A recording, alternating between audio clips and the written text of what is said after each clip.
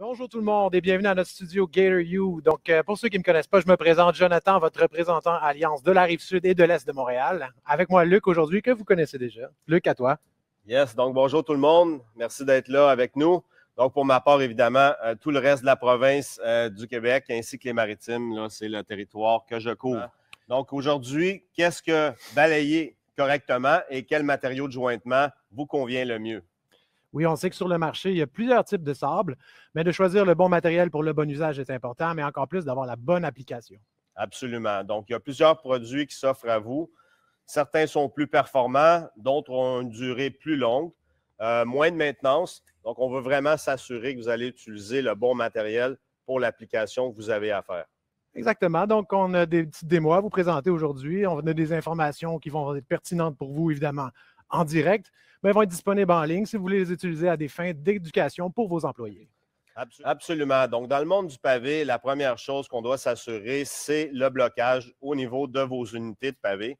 Alors, on veut avoir un minimum de mouvement parce que trop, évidemment, nous causerait un problème et donc, par sur quoi, une défaillance au niveau des joints. Absolument. Donc, pour ce qui est du premier type de interlock ou de blocage, bien évidemment, il y a celui horizontal qui vous donne une résistance au niveau des mouvements latéraux. Donc, de quelle façon on pourrait éliminer ces mouvements latéraux, Jonathan? Pour nous, ça va être une panoplie de bordures qu'on va offrir qui vont assurer les mouvements horizontaux, donc latéraux, en plus de la friction causée par les agrégats qui vont être sous les pavés. Absolument. Donc, ce premier type d'interlock qu'on a, c'est celui de rotation. Donc, ensuite, on a les unités qui sont minces. Donc, évidemment, plus facile d'avoir des rotations. C'est la raison pour laquelle sur le marché, dans le monde du pavé, pardon, on a ce ratio qui existe. Donc, plus la hauteur du pavé va toujours être en ratio avec votre épaisseur. Ouais, donc, plus larges seront vos pavés, vos dalles, eh bien, en rapport avec leur épaisseur, eh bien, plus la possibilité des rotations pourrait arriver. Exactement. Donc, si je comprends bien, si je prends par exemple ces unités-là qui sont plus larges, ça va être plus difficile de créer une rotation si on regarde le ratio hauteur versus épaisseur de ces pavés-là, par exemple, versus les pavés qui sont plus minces que toi, tu as ici. Effectivement. Donc, c'est la raison pour laquelle, sur le marché, vous retrouvez plusieurs types de pavés dont l'épaisseur varie de 45, 50, 60, 70, 80 et jusqu'à 100 mm, spécialement au niveau des projets commerciaux. Donc, tout ça dans le but de minimiser la rotation sur vos chantiers. Exact. Maintenant, qu'est-ce qu'on pourrait regarder? C'est l'interlock ou le blocage vertical. Oui. Bien, l'interlock vertical, dans ce temps-là, on veut créer une friction entre les pavés verticales. Dans ce temps-là, on parle d'un interlock qui est mécanique. Absolument. Donc, si on regarde les espaceurs maintenant, est-ce qu'eux vont créer le fameux blocage entre nos unités de pavé? Oui, ils vont le créer, mais le sable qui va être entre les joints va, dans ce cas-là, aider à cet interlock-là. Oui. Donc, qu'est-ce qu'on doit faire, bien évidemment, c'est remplir ces fameux espaces. Et comment allons-nous le faire? Encore une fois, un petit démonstrateur ici pour vous. Donc, il y a plusieurs options qui s'offrent à vous. On a le sable, évidemment, ordinaire, naturel. Ensuite, il y a le sable qui est stabilisé à l'aide de scellants. Les sables polymères, évidemment, que tous connaissons. Et les sables qui durcissent à l'air, qui sont des matériels à base de résine. Exact. Donc, au début, on avait un sable plutôt grossier, comme on le voit là, avec des plus grosses particules. Mais c'est important d'avoir le tout bien dense, de façon à avoir le blocage au niveau, que ce soit latéraux, verticaux et horizontaux. Donc, c'est ce qu'on voulait. Oui. Mais les anciennes méthodes, évidemment, ont leurs limites. Donc, si on regarde ici les petites fourmis, évidemment, c'était parfait pour les besoins de la cause, pour eux, de se faire un petit chemin. La pousse de mauvaises herbes, très facile. Et si maintenant, il va avec un peu d'air, bien, en fait, il n'y avait pas grande résistance à ce niveau-là. Non, effectivement. Donc, les défaillances pouvaient arriver à nous assez rapidement. Assez facilement. Il y a quand même eu une évolution par la suite, celle de stabiliser le sable à l'aide d'un scellant. Ça aurait pu être une bonne solution. Qu'est-ce que tu en penses? Oui, bien écoute, c'est quelque peu amélioré. On a un sable qui, oui, est un peu plus solide, qui a été stabilisé, mais c'est vraiment en apparence. Et un pavé qui ne donne pas vraiment beaucoup de force. Donc, une surface qui ne nous donne pas beaucoup de force. Pardon. Non, exactement. Donc, ça avait ses limites. Donc, oui, la couche est un peu plus dure, mais par contre, elle pourrait craquer et ne pas se ressouder. Ensuite, la croûte, mentionnons-le, est sensiblement très mince puisque votre scellant va pénétrer que la surface de votre joint. Donc, au niveau garantie, bien, écoutez, ce n'était pas vraiment applicable à ce niveau-là. Ensuite de ça, bien, quand on scelle les pavés directement à l'installation, ce n'est pas ce qui est recommandé par la plupart des manufacturiers. Au contraire, on doit toujours attendre un minimum de 60 à 90 jours avant de procéder parce qu'il aurait fallu utiliser un nettoyeur d'efflorescence. Et comme ici, on le voit, bien, on a de l'efflorescence des pavés. Donc, ce qu'on ne veut pas, c'est l'emprisonner sur le chantier parce qu'évidemment, un plus gros problème risque de nous arriver. Et lorsqu'on scelle directement lors d'une installation, bien, vous pourriez sceller vos débris de construction et même emprisonner l'humidité. Donc, ce n'est pas vraiment ce qu'on veut. Non, effectivement, ce n'est pas ce qu'on veut. Il y aurait peut-être d'autres solutions. Par contre, on va regarder peut-être les sables polymères. Oui, absolument. Donc, il y a eu une évolution au niveau des sables polymères. Évidemment, ils ne sont pas tous construits de la même façon. Alors ici, on a, comme on va voir, une croûte qui est mince, donc qui a été formée là, avec peut-être une ancienne génération. Exactement. On va regarder ensemble aujourd'hui l'évolution des sables polymères, les différents types et leurs bénéfices. Donc, Luc, est-ce que tu voudrais nous expliquer l'évolution des sables polymères?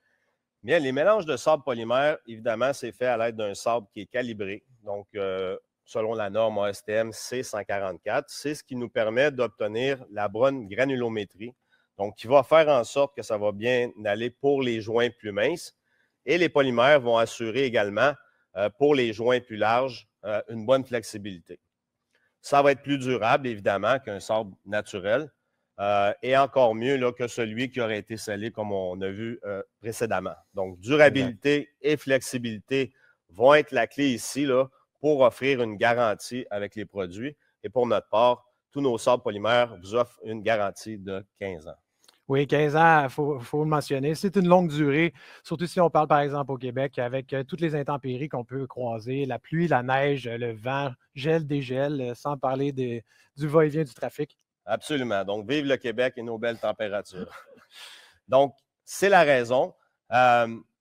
Sans oublier là, la flexibilité, bien évidemment, lorsqu'il y a une craque qui peut survenir, lorsque notre produit va être humide, soit avec une pluie ou l'humidité du sol, bien, le produit va s'extensionner et se rattacher là, à vos pavés. Donc, ce qui vous offre toujours la flexibilité, la durabilité et en plus des belles couleurs qu'on a. Donc, on a le gris qui est sensiblement un granit, un beige, un noir et l'ivoire qui est presque blanc. Donc, tout ça pour bien se marier là, avec les magnifiques pavés qu'on a aujourd'hui sur le marché.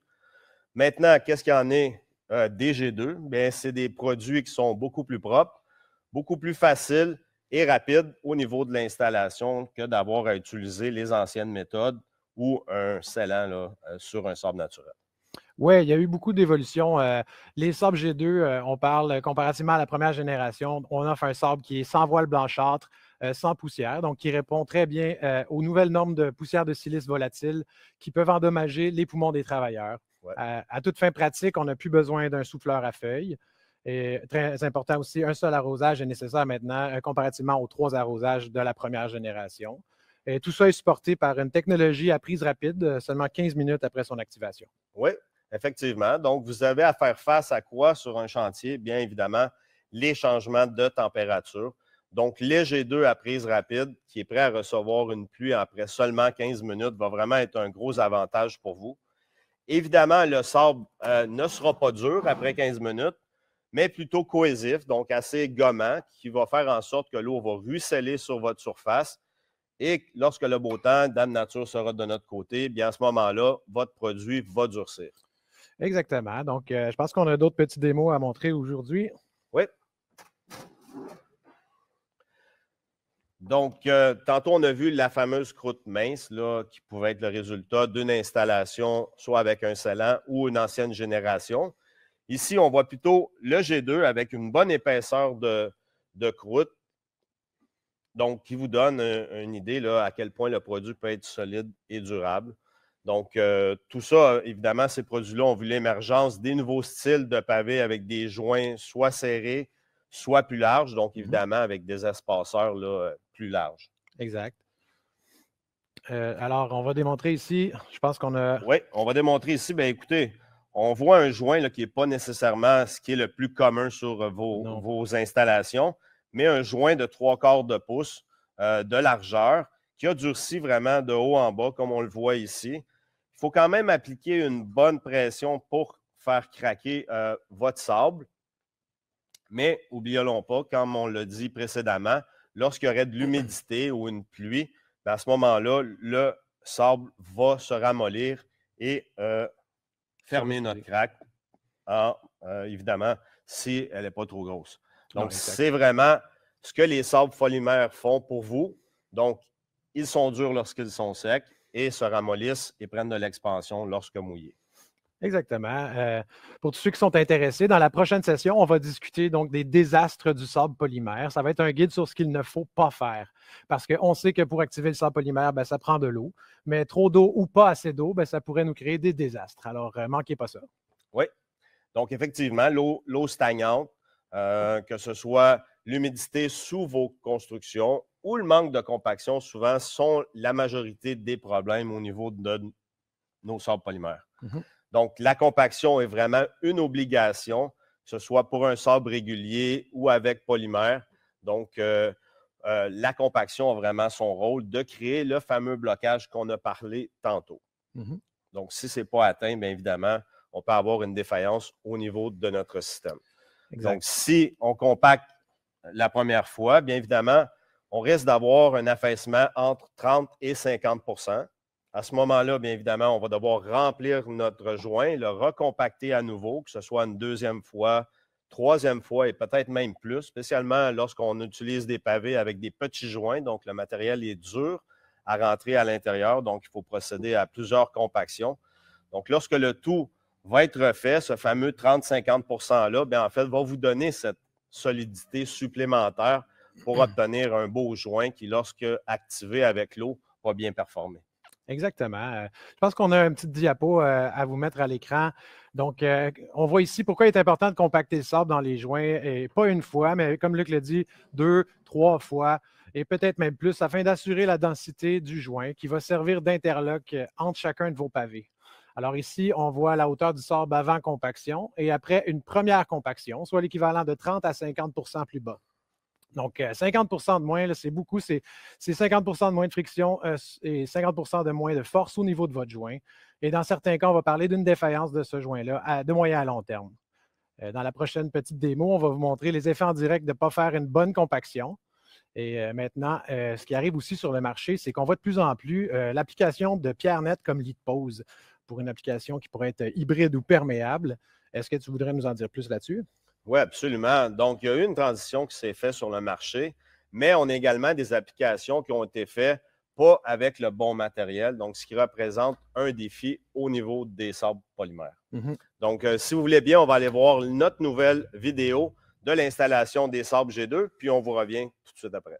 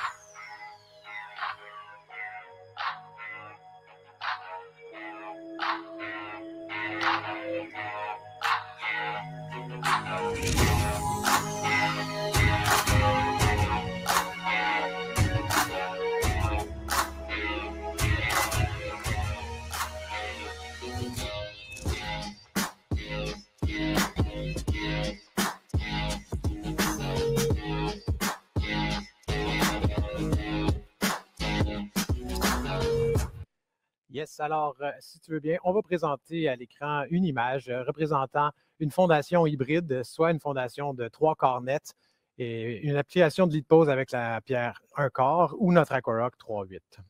On va vous présenter les pour et contre et les défis qui vous attendent d'utiliser ces différents types de pierres-là. Effectivement. Donc, c'est un phénomène qui est relativement nouveau d'utiliser du 3 quarts net pour vos fondations avec un lit de pose en pierre entre 1 quart et 3/8. Tout ça pour s'assurer que vos eaux de surface vont bien percoler vers votre système. Et aussi, ça va diminuer évidemment l'efflorescence qui pourrait apparaître sur vos pavés. Exactement. Un autre avantage de travailler avec de la pierre nette, ça va être d'allonger la saison, que ce soit de commencer plus tôt au printemps ou de finir plus tard à l'automne. Peut-être même de travailler dans des conditions pluvieuses ou humides. Oui, absolument. Et par contre, il faut prendre en considération le type de pierre qu'on va utiliser parce que si on en prend avec des trop grandes ouvertures, eh bien, le sable polymère va effectivement pouvoir se dissiper dans la pierre. Donc, ce n'est pas vraiment ce qu'on veut. Donc, on va y aller ici avec quel type de pierre on devrait utiliser afin de s'assurer que notre sable là, reste bien dans nos joints et ne se dissipe pas là, dans notre fondation. Exact. Donc, ici, la première chose qu'on a pour vous, c'est un petit galet de rivière. Donc, comme on le voit, c'est une pierre qui est ronde. Donc, évidemment, ce n'est pas ce qu'on recommande puisqu'elles ne vont pas se bloquer entre elles. Alors, Jonathan, est-ce que tu as une idée quel genre de pierre peut-être on pourrait utiliser? Oui, bien, la pierre qu'on voudrait, ce serait une pierre angulaire, donc une pierre qui a été fracturée. Ce serait le parfait choix pour notre lit de pose. On va regarder une pierre donc angulaire fracturée, comme je disais, qui va offrir un interlock entre les pierres. Oui, donc une pierre angulaire comme celle-ci. Donc, ça serait peut-être parfaite pour nos lits de pose. On va laisser, si tu veux bien, le galet de rivière là, pour les fins de décoration. Alors, une pierre qui est fracturée, pyramidale, angulaire, donc qui va assurer le blocage entre chacune des unités. Exactement. Si je regarde cette roche-là, par exemple, elle est peut-être un peu grosse. Je pense que, mettons, on pense à des pavés qui sont plus petits, il va peut-être avoir un manque de stabilité, ou des pavés qui sont plus grands et on va peut-être obtenir un effet de roulis. Mais ceci étant dit, j'ai quand même peur qu'on perde du sable dans ce type de pierre-là. Je ne sais pas ce que tu en penses. Oui, je pense que tu as bien raison. Ouais, donc, si on regarde pour le troisième choix, on a la pierre 3/8, notre Aquarock. Les pavés vont être installés directement sur un agrégat à granulométrie dite ouverte qui se bloque. Donc, ça signifie que le sable devrait se déplacer beaucoup moins vers les cavités. Exact. Donc, pour que les gens comprennent bien, là, on va peut-être faire une petite démonstration ici là, avec les 3 types de pierres. Donc, si on commence par le premier, puis on dépose du sable, bien évidemment, assez rapidement, on voit là, que déjà le sable a descendu dans le fond. Et puis, si on y va avec une compaction, bien évidemment, assez rapidement, là, le produit de sable, évidemment, se déplace vers le fond. Ça serait la même chose qui arriverait là, avec l'usure du temps, que ce soit le trafic, le gel, le dégel. Donc, évidemment, où irait notre sable? Dans le fond. Donc, ce n'est pas vraiment qu'est-ce qu'on veut. On veut plutôt que le sable retienne les pavés afin de s'assurer de ne pas avoir un désastre. Exactement. Donc, on perd beaucoup trop de sable dans ce type de pierre-là. Si on passe à la deuxième possibilité, donc on a une pierre fracturée angulaire, considérée comme la demi à 5/8 ici. On va ajouter le sable comme tu viens de faire. On va essayer de simuler une compaction. Oui, on voit que c'est quand même déjà mieux. Il reste beaucoup plus de matériel en hauteur, mais ce n'est peut-être pas idéal. Lorsqu'on fait, exemple, un projet hybride ou perméable, ce qu'on veut, c'est vraiment s'assurer là, que les pierres qu'on utilise soient un agrégat de bonne granulométrie, dite ouverte, comme on l'a dit, pour que tout se bloque bien ensemble et que le sable ne se déplace pratiquement pas là, vers le fond. Parce que si on irait avec une deuxième, troisième compaction, bien évidemment, il va falloir remplir à nouveau vos joints et le faire jusqu'à ce que le tout se bloque ensemble. Exactement. Donc, ça pourrait coûter un peu plus cher de sable ici. Maintenant, si on regardait notre troisième possibilité, donc la pierre numéro 9, donc la 3/8 ou notre Aquarock. On va faire le même exercice. Ouais. On y ajoute le sable. On voit déjà quand même une bonne amélioration. Ça reste en surface beaucoup plus. Puis même, écoute, même si on compacte, là, il y a beaucoup moins de pertes. Alors, idéalement, ce serait la pierre à recommander ici, de la pierre 1 quart à 3/8. Absolument. Donc, pratiquement rien n'a descendu, c'est ce qu'on veut. Mhm. On pourrait avoir une autre option pour ce qui est des applications pédestres, ce serait d'utiliser notre nouveau sable Nitro, qui est un produit à base de résine. Alors, un nouveau produit là, qui a fait l'apparition sur notre marché depuis l'automne dernier, en fait.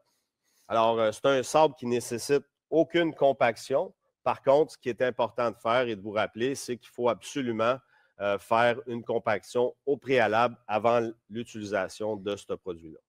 Oui, bien important. Donc, si vous voulez bien, on va passer en revue les avantages du nitro. Les sables polymères, ça va former une croûte super durable et efficace. On ne leur enlève rien. Là, c'est là pour couvrir les joints. Ça, par contre, c'est une chose du passé. Ouais. Qu'est-ce que le nitro peut faire de plus pour nous? En fait, le nitro est un produit, comme je l'ai dit, à base de résine qui va durcir à l'air. Donc, dès qu'il est exposé à l'oxygène, on va se retrouver avec un joint qui va devenir complètement dur de haut en bas. Oui, et très dur à part ça. De haut en bas, c'est un gros avantage. D'où l'importance de bien compacter votre surface avant, parce que si ça bouge, c'est tellement dur qu'il risque de craquer, en fait. Oui, bien, le fait qu'il soit solide, écoute, il n'y aura pas de flexibilité. Donc, le sable polymère, de pouvoir se rattacher là, à ce moment-là, va être peut-être une meilleure solution. Lorsque mouillé, par exemple, au niveau des cracks qui pourraient arriver. Donc, le produit a ses forces, mais quand même ses limites. Et il faut mentionner aussi que c'est un produit qu'on recommande seulement pour le pédestre et non les entrées d'auto. Effectivement, pour l'instant, on le recommande seulement pour le pédestre, donc non véhiculaire pour l'instant. Ouais. Disons-le, ce n'est pas aussi durable qu'un sable polymère parce qu'on offre une garantie de 15 ans sur nos sables polymères. On parle de 5 ans avec le nitro pour la garantie. Par contre, il y a totalement sa place sur le marché, là, entre autres avec les installations sous la pluie. Ouais. Donc, ce sable-là fonctionne très bien avec l'eau, donc c'est sans problème pour installer sous la pluie. Versus le sable polymère qu'on sait, on a besoin de temps sec, donc pour son application. Ouais. Alors, je pense qu'on va regarder comment est-ce qu'on installe le nitro. Bien, en fait, on installe le nitro avec de l'eau. Ouais. En fait, pour ne pas dire beaucoup d'eau. Le nitro permet d'extensionner, comme Jonathan vient de le dire, votre saison. Donc, tard à l'automne, tôt au printemps et même les journées de pluie. Donc, on oublie les journées de congé. Vous pouvez fermer plus de projets rapidement et collecter ainsi vos chèques plus vite. Exactement. Donc, on va faire une petite démo ici, dans le fond, de comment installer le nitro. Oui. Donc, ici, comme vous voyez, on a des pavés, évidemment, grand format avec des joints plus larges. Peut-être pas la normalité de ce que vous avez sur vos chantiers, mais ça va être plus facile pour vous de voir comment on l'installe. Donc, important de mentionner les joints, la largeur des joints qu'on vous recommande, c'est entre 3,16 1 quart jusqu'à 2 pouces maximum. Et pour les joints plus petits, s'il vous plaît, continuez d'utiliser nos sables polymères. Pour l'avoir essayé l'an dernier, chacun notre tour, c'est très difficile de faire entrer ce produit qui est résineux, gommant, à l'intérieur des petits joints. Donc, il faut utiliser des outils. Alors, on y va entre 3,16 1 quart jusqu'à 2 pouces. Oui, exactement. Un autre élément qui est important de mentionner, c'est le nitro est livré dans un seau super robuste. Il y a une raison pour ça, dans le fond, c'est que le sac à l'intérieur qui contient le nitro, s'il est percé, dans le fond, l'air s'infiltre et active le produit. Donc, on va se retrouver avec un bloc de sable donc inutilisable. Ça va être juste bon pour la poubelle. Donc, d'où le seau aussi robuste. Aussi, on a fait nos couvercles pour assurer que le client prenne la bonne couleur. Donc, représentant nos couleurs de nitro, dans notre cas, on parle du beige, du gris et du noir. En plus de ça, sur le seau, on a ajouté des informations pertinentes au produit. Dans notre cas, on parle d'installer le nitro sur une surface pré-mouillée. Ça va éviter que le sable tache ou colle ces surfaces-là qui n'ont pas été mouillées. Et puis, assurez-vous, comme on l'a dit, donc, que vos pavés soient bien compactés, qu'il n'y ait aucun mouvement. Et puis, ça va éviter tout craquage là, subséquent. Et puis aussi, sinon, c'est des projets pédestres seulement, comme on l'a dit, donc non véhiculaires. Exact, exact. Donc, bien important de suivre ces recommandations-là à ce niveau-là. Une autre chose que je pourrais parler qui est un avantage au niveau du nitro, bien, c'est la perméabilité. Donc, si on s'est fait un magnifique vase là, avec le produit nitro, qui, comme on le voit, est très dur, vraiment, quand c'est exposé à l'air, ça va devenir très, très solide. Donc, si on y va avec un peu d'eau, bien, vous voyez rapidement là, l'eau qui passe à travers. Donc, c'est vraiment un produit perméable qui performe très, très bien. Oui, donc l'avantage principal, je pense que c'est ça, la perméabilité du produit. Oui, exact. Exactement. Donc, on va commencer la démo. Oui, donc, première chose à faire, on l'a déjà fait ici un peu, essayez de mouiller votre surface. C'est très important de mouiller toute la surface, que ce soit vos outils, donc vos bottes, tous les outils, tout ce qui pourrait entrer en contact avec le matériel. Il faut absolument, absolument tout mouiller de façon à faire en sorte qu'aucun matériel ne collera sur vos surfaces.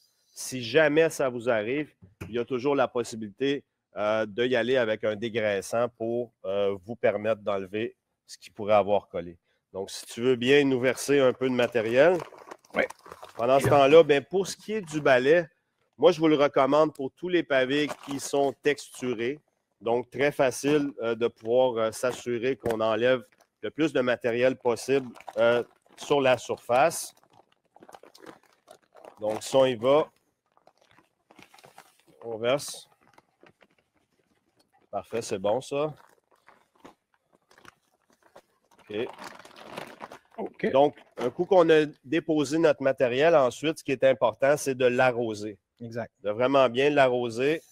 Plus vous allez liquéfier votre matériel, plus il va être facile de l'étendre. Donc, on peut commencer avec le balai pour faire le plus gros.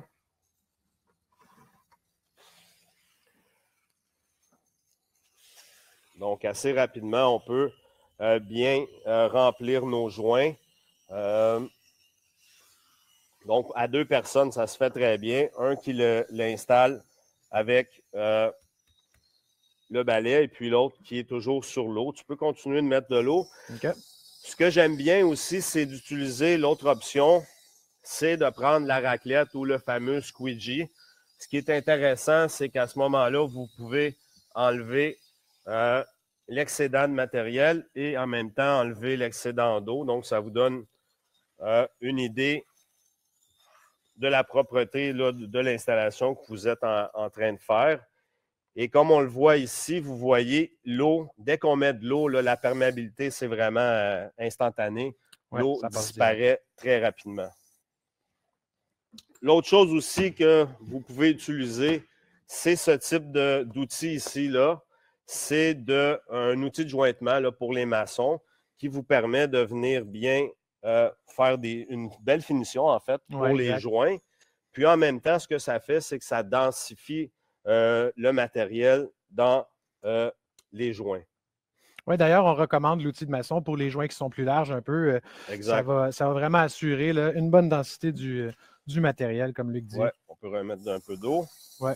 Puis aussi, même avec l'eau, vous pouvez ajuster la hauteur de vos joints.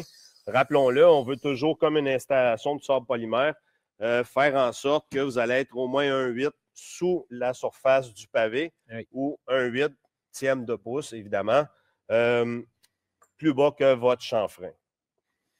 Donc, si on y va ici avec le matériel qui reste à la fin, qu'est-ce qu'on fait avec ça, Jonathan? Tu penses-tu qu'on doit s'en débarrasser? Non, le matériel en extra, on peut le remettre dans le seau sans problème. Et puis, on recommande juste de le couvrir d'eau. Donc, ça va le préserver. Et puis, on va pouvoir le réutiliser, là, je dirais un 2 pouces d'eau au-dessus du matériel. On va pouvoir le réutiliser dans les 4 semaines qui suivent pour vos prochains projets sans problème. Oui, absolument. Donc, un 2 pouces par-dessus. Même, vous pouvez en mettre un peu plus, il n'y a pas de problème. Mm-hmm. Donc, c'est un produit, naturellement, qui a ses limites. Mais par contre, après une première saison, là, en tout cas pour ma part, et toi aussi, je pense, on a eu l'occasion de faire plusieurs installations et nos amis sont très, très impressionnés du produit. Oui, on a beaucoup d'adeptes déjà. Et puis, sous la pluie, sous le soleil, ça fait des super installations. Ça s'installe super bien à 2 personnes, comme vous pouvez le voir. On a fait peut-être juste 2 joints, mais ça va vite quand même quand on est habitué. C'est parfait pour les applications hybrides ou perméables. Oui. Donc, si vous voulez bien, on va aller voir une petite vidéo qui résume l'installation avec le Gator Nitro. Et puis, on vous revient tout de suite après. Exact.